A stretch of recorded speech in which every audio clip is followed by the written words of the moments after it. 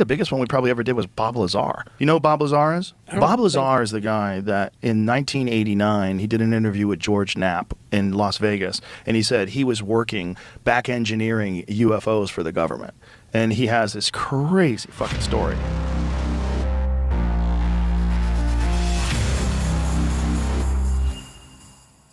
When did things get weird? When did you realize, like at what point in time did you say, hey, this is not normal work? Like, this doesn't even seem like it's from this planet. That, I can't tell you what day that occurred on because so much time has gone by, the days have kind of fused into one, and I can't separate the days. Was it a slow burn, or was there a moment of recognition? Well, the first inkling I had was when I came in. There's this facility that is at S4. It's in the side of a mountain. And normally we had pulled in with the bus and gone around the front through a normal double door. This time that I went in, there were hangar doors open. I went in through the hangar door, and in the hangar door was the disc, the flying saucer that I worked on.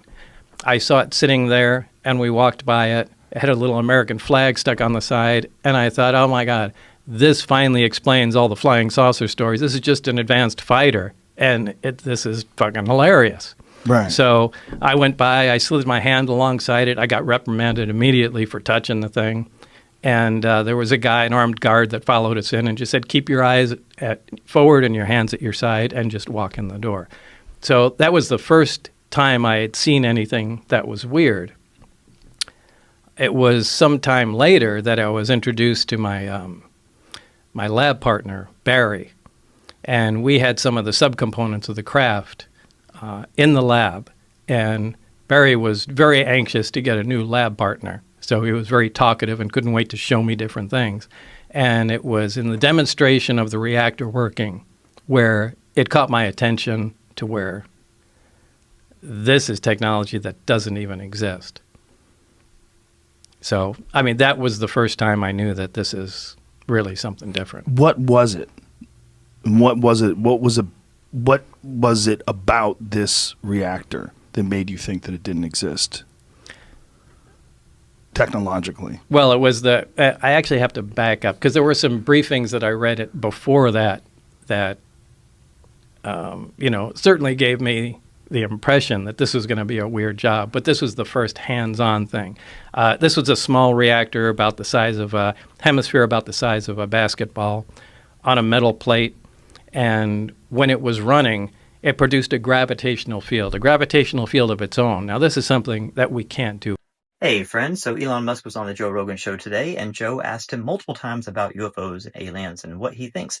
And Elon has always maintained that we're not being visited by aliens and that the US government does not have exotic reverse engineered craft and technologies. So he says that now he even has more high-level, security clearances, and he's been read into more programs and been a part of more talks and meetings. And he's like, I have no evidence that any of the government or these private corporations, Northrop and Boeing and Lockheed, have any of this stuff.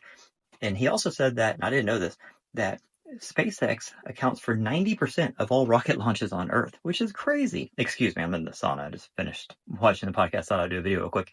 So SpaceX does 90% of all rocket launches on Earth. China does 5%, and then the rest of the world combines for the other 5%, which is wild. So he's like, why would they allow SpaceX to control 90% of space? Why would they allow SpaceX to basically put NASA out of business? Why wouldn't they use this exotic technology to crush SpaceX and to dominate space? Why would they allow some private corporation run by this douche, to get as powerful as he is? So this also made me think, okay, so Elon has always maintained that we're not being visited by aliens and this kind of stuff. He also maintains that he thinks we live inside of some sort of a simulation, that the odds of this being base level reality here is astronomically low. So if he's convinced this is some sort of a closed system simulation, then he wouldn't think that there's alien stuff coming. I've also been led to think several occasions that he has information that transcends time, I guess you could say, that somehow he's able to access information that comes from the future, and he knows things, in ways that we don't in linear time. So anyways, that's a whole nother video. But if that's the case, and he knows these things, he would also probably know that there is not going to be disclosure, and he can maintain the secrecy, and that whether it's the system, the simulation itself, covering its tracks and making sure that we never realize any of these things, Men in Black type stuff, you see something, poof, it's gone now, oh, that picture's off your camera now, oh, we don't know what happened to the evidence now, poof, so he can confidently say, we'll never have evidence, we're not being visited, this kind of stuff.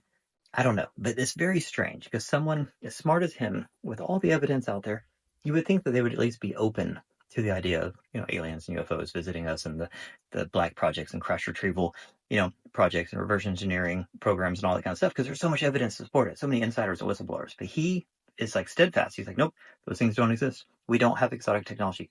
None of these private corporations do. We're not being visited, and he's so adamant about it. It's weird. It really is, because he's such an intelligent guy. So anyways, let me know what you think about all this. I'm curious your thoughts. Drop me a comment. Have a beautiful night. Peace. There's a lot of different shapes of UFOs out there. Yeah, they're not all a standard kind of thing. In fact, there are so many different types of UFOs that you can find lists. I mean, dozens of lists online. This is a description of a UFO that was seen, I think, around 1947. We don't really see anything like that in the sky now. But there's a lot of different types like this that are currently being spotted. Whether they're being recorded monthly, weekly, or even daily in some cases. This is a cylinder UFO, kind of like a tube type of thing. While this is an egg-shaped UFO, like we saw in the video from the retired Air Force officer. And there's lots more. From these triangles that a lot of people claim are a military type of aircraft called a TR-3B, to this thing that was described as the jellyfish UFO. Oh, and there's a bunch different versions of this one. And then of course the metal ball, which has been popping up for the past few years. So my question is, with all these different types of UFOs that have been spotted, could they be a series of different type of non-earthly visitors? Or a bunch of human-made experimental aircraft that we're not being told about? Let me know your opinion in the comment section, Booshkies. They say the emerald tablets of Thoth hold the secrets of the universe, wisdom so powerful it transcends time, space, and even death. But where did they come from, and why does no one seem to know where they are now? The legend goes like this. Thoth, the Atlantean priest king turned Egyptian god, inscribed these tablets with the keys to immortality, cosmic law, and the nature of reality itself. Made of a mysterious, indestructible green material, they supposedly contain knowledge so advanced it rivals modern quantum physics. Some say they predate even ancient Egypt, linking back to the lost civilization of Atlantis. But here's the twist: nobody can agree on their origins. Some claim the original tablets were found in a hidden chamber beneath the Great Pyramid.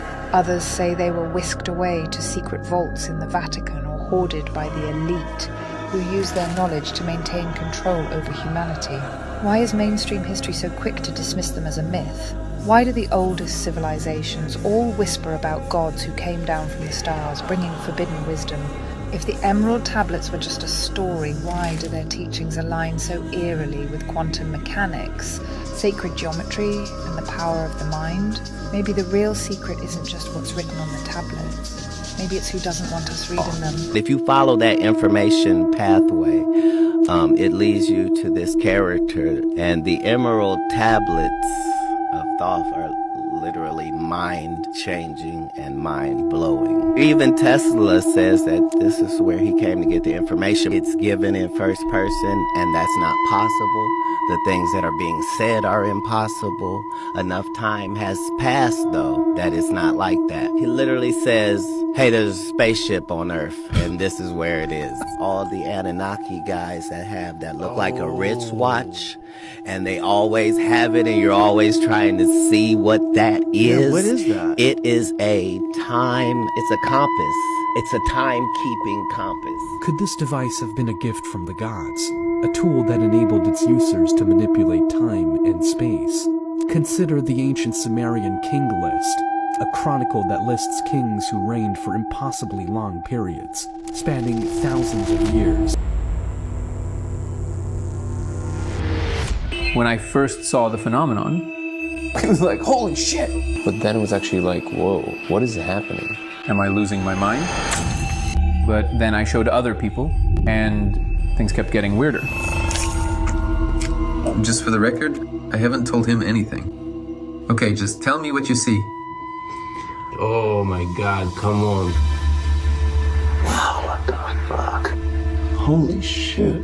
I just saw something. Yeah. What the fuck? Oh, I see that. I feel it. I've been under the influence of mind-altering substances a lot, but I've never seen anything like that. Whoa. I showed over 100 people, and I kept asking myself, how are all of us seeing the same thing? Oh my God.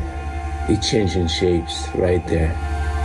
The laser was revealing numbers and letters running in a pattern. Pyramid's like this big here, and it looks like code. It looked like programming code. It's definitely saying something, and I just want to take a picture of it and translate it.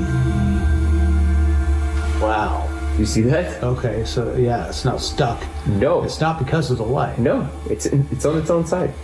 Light is just literally revealing it. And each angle shows you different layers, different ways through it. I could see through the wall. It's not like a hallucination. It has spatial awareness and permanence. I don't know. Whoa. Are these dimensional rifts or beings from another realm? Many UFO researchers have theorized that some sightings aren't extraterrestrial spacecraft, but interdimensional phenomena. So glimpses of objects popping into our reality from parallel universes, essentially. Why this theory is getting more attention, though, is the plasmoid objects move erratically, obviously, as you've seen in some of these videos. Unlike traditional aircraft or even drones, these objects appear, shift position instantly, and then disappear. And they don't respond to gravity. If they were solid drones, they would follow predictable movement patterns. Instead, they flicker, hover, and then vanish. And then we have witness reports, and we've seen these all over TikTok. Energy disturbances. Some eyewitnesses claim electronic devices will malfunction, which we've seen with like radio stations and stuff. And they do feel a pressure shift when these objects appear, and it's something often associated with high energy fields. So it's a little bit bigger of a deal than the government is making out, but let's not get into that yet. No, you want me to believe back in 2014 we lost an entire plane full of 239 people and have not a damn clue what happened to it? It's been 11 years since MH370 went missing, and we still don't know what happened to it. We haven't found the plane, we haven't found any passengers, and they have spent over $230 million looking for this damn plane. They're still looking for it to this day.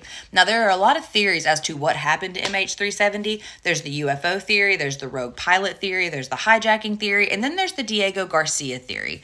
That one sits on my soul just a touch different because it makes everything make sense. The maths, if you think about it like this. What if somebody on board of MH370 had something that the government wanted? Like the 20 employees from Semiconductor that were on MH370. Because Diego Garcia is a highly classified military base in the Indian Ocean. They focus on surveillance, drones, reconnaissance work, things of that nature. What if one of those 20 employees had a secret patent or sensitive information that the government didn't want going very far? To add to this theory, the debris that has washed ashore from MH370 just doesn't make any sense, and scientists agree. They say it looks like it's been in the water for only 4 months, not the 16 months that it should have been when it was found. And honestly, every piece of debris that has been found that's confirmed from MH370 has some type of mystery along with it. Why did this grow on it? It shouldn't have grown there. Well, it wouldn't have made it to this beach unless it was poking up out of the water and the wind carried it here, but it has barnacles all over it. How did it grow barnacles all over it if it was up out of the water a little bit? Whatever happened to Semiconductor, right? Their 20 employees were on that plane. It sold in 2015 for $11.8 billion.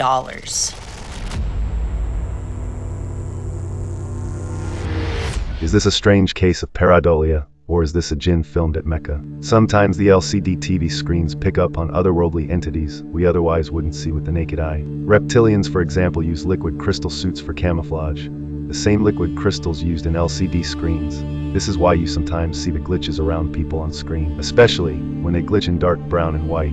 It's the camouflage being exposed through the LCD screen. Watch this.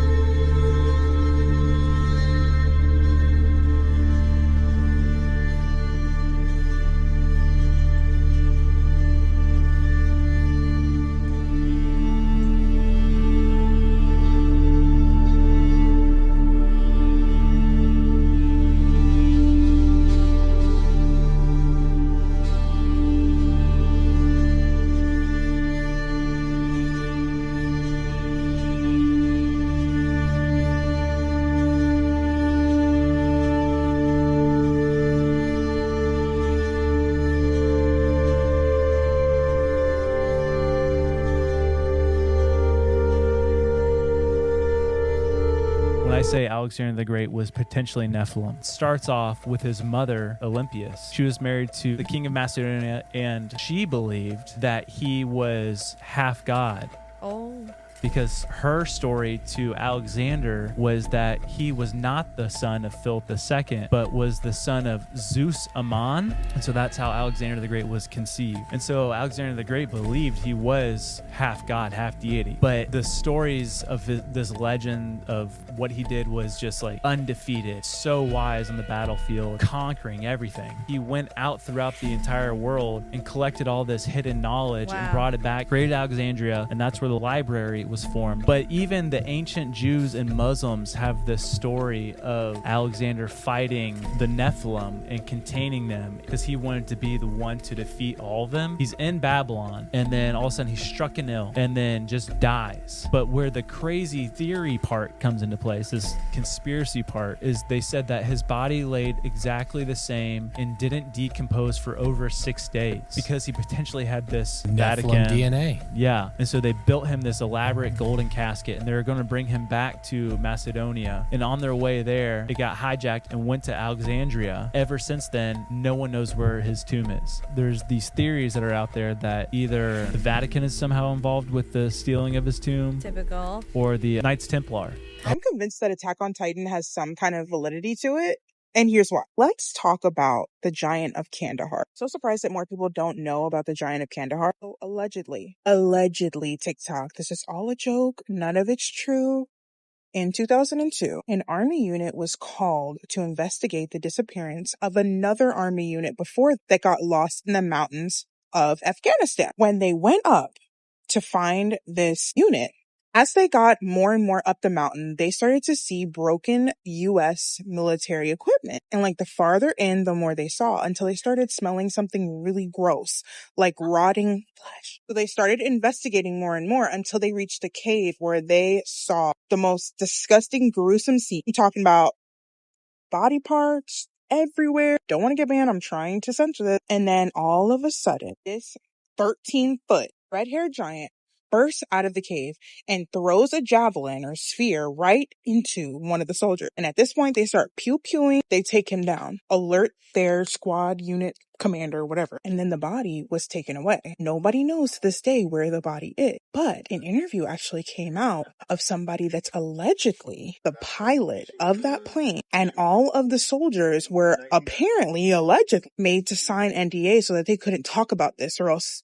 something bad will happen. All I'm going to say is Andrew Dawson. If y'all don't know that story, let me know in the comments. I'll cover it for the 80th time because it's definitely worth talking about. Bad things happen when you see things you aren't supposed to see. But yeah, y'all, no one can convince me that this isn't actually reality. I truly believe that there are way more Nephilim here on this earth and they just don't want us to know about it because I truly believe that they are going to use them as weapons of war. And who knows, maybe that's actually what's at Area 51. I don't know, y'all. Crazier things have happened. And you can't tell me that they're not getting these ideas from somewhere. And I'm pretty sure in Shingeki no Kyojin or Attack on Titan, they use the Titans as weapons of war as well. So, I mean, it's right there in plain sight. We just have to read between the lines. As always, make sure you guys like and follow and comment down below if you want more giant TikTok. So this video comes from Brazil. They're saying that this is a giant on top of a mountain next to a bunch of trees. He does look pretty damn giant, and the houses are smaller.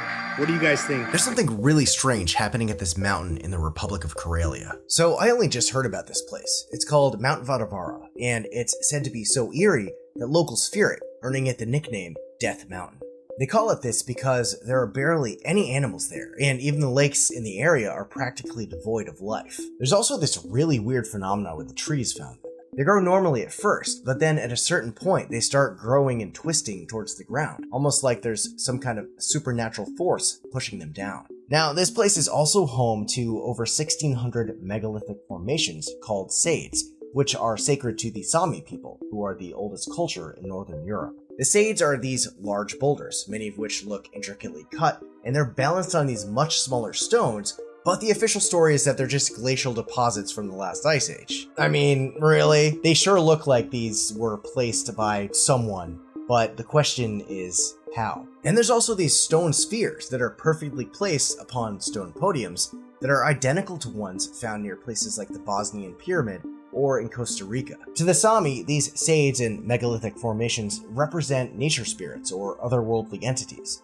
perhaps even aliens as some suggest, so it seems like the ancient people knew there was something different about this place. And one of the wildest structures here is this man-made megalithic well. Pretty much no scientific research has been done on it, and nobody knows how and when it was made or how deep it goes. And you might say this just looks natural, but there's an almost identical ancient well-like structure that's 7,000 years old in Bulgaria that we know was man-made and used to store water. So were these places both built by the same people? Is this evidence of a prehistoric lost civilization?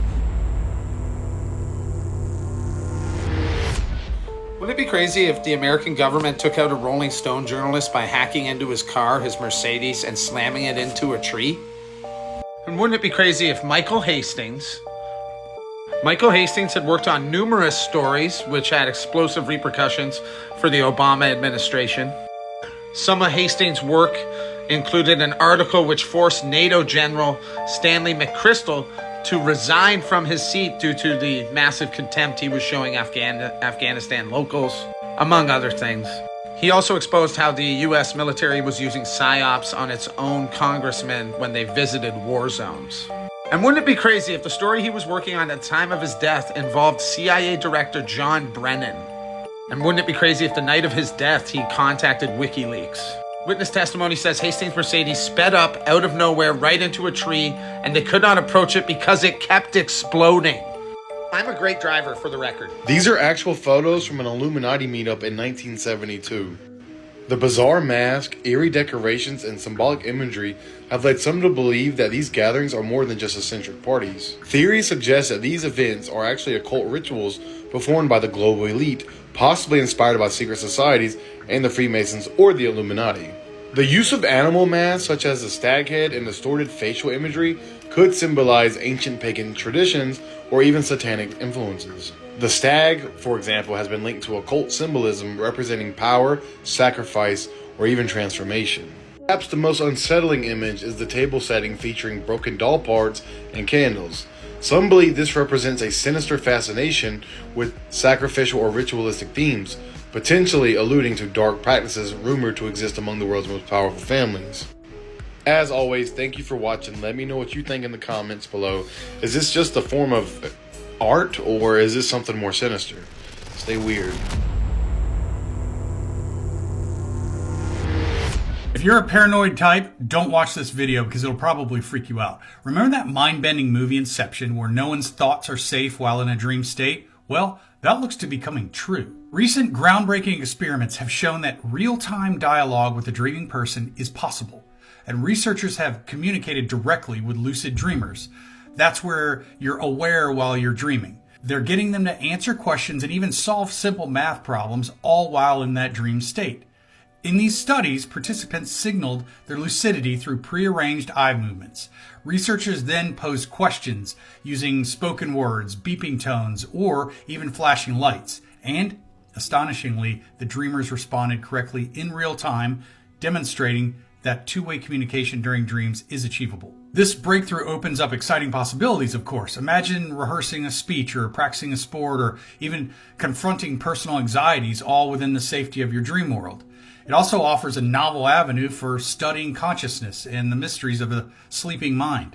But what about the other side of it? If scientists can now interact with us during our dreams, could our innermost thoughts and secrets be at risk? What would you be willing to explore or protect in your dreamscape? Have you ever had a dream so real, so vivid, that you swore it actually happened? Or like you were living another life? Or maybe you've experienced deja vu, that eerie moment when you experience a waking moment like you've seen it before, like a scene from a movie. You know how the character's about to move and speak, and you watch it all play out before your eyes. Or you walk into a place for the first time, but somehow a hallucination hovers over your live thoughts with the feeling that you've already experienced this moment in time, even though you haven't. Scientists say it's just a brain glitch, but what if something much bigger is happening? What if they are the evidence fragments of erased events and erased experiences that we've already lived through. What if these moments are the last traces of a memory wipe, or better yet, glimpses into other timelines that split from this one, or that were supposed to be erased? Consider, if the simulation constantly adjusts reality, rewriting the code, erasing events, or shifting people to different paths, it makes sense that not every change might be perfect. Some memories, some timelines refuse to fully disappear. Instead, they resurface in fragments. A dream that feels like a past life, or a deja vu moment where your brain remembers something that technically, in this timeline, never happened. Dreams? They're not random at all. They're bits of overwritten experiences that our subconscious tries to reassemble while we sleep. Deja vu? It's when the simulation accidentally reintroduces a scene from a previously erased version of reality. You weren't just imagining it, you lived it before the simulation hit reset. Maybe those moments aren't glitches. Maybe they're the evidence, proof that we've lived versions of our lives that the simulation tried to erase. And every now and then, we catch a glimpse of what was meant to be forgotten. Which raises a bigger question. How many times have we been reloaded without even realizing it? Think about it. Are dreams and deja vu just tricks of the mind, or proof that we've lived in other realities? Are they evidence that the simulation edits our pasts and sometimes forgets to cover its tracks?